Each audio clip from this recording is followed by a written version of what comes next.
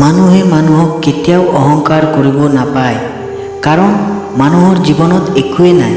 আজি আছোঁ কালি নাই। মই সকলোৰে লগত মিলিজুলি থাকিব বিচাৰোঁ। তুমি ভাবানে এনেকৈ? জীৱনত সদায় ভাল কাম কৰি যোৱা। এদিন তোমাক সকলোৱে ভাল মানুহ বুলি ক'ব, সন্মান কৰিব, আৰু আনক বেয়া চকুৰে নাচাবা। ভগৱানে তোমাক চাব। আমি যে মাটি বাৰী ধন টকা পইচাৰ কাৰণে হাই কাজিয়া কৰোঁ, এইবোৰ একো লাভ নাই। কাৰণ আমি এই সংসাৰত মাথো দুদিনৰ আলহী। এই মাটি বাৰী সম্পত্তি একো লৈ যাব নোৱাৰোঁ। সকলোবোৰ এৰি থৈ যাব লাগিব। মই ভাবোঁ যে সকলো মানুহ সমান, ধনীয়ে হওক বা দুখীয়াই হওক। মই কোনো ধৰণৰ পাৰ্থক্য নেদেখোঁ।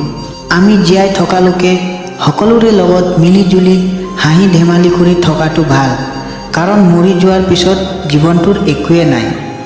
আমি ধনী বুলি নিজকে গৌৰৱ কৰিব নাপায়, কাৰণ ধনী আৰু দুখীয়া সকলো মানুহ সমান। ধনীয়ে হওক বা দুখীয়াই হওক, মৰি যোৱাৰ পিছত এই মাটিতে মিলি যাব লাগিব। হিংসা বা গৌৰৱ কৰি একো লাভ নাই।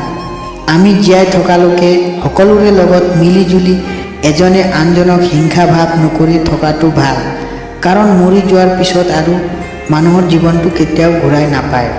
আমি যে জীয়াই থাকোঁতে মাটি বাৰী ধন টকা পইচা সম্পত্তি এইবিলাকৰ কাৰণে বহুত লোভ কৰোঁ আৰু হাই কাজিয়া কৰোঁ। এইবোৰ কৰি জানো কিবা লাভ আছে?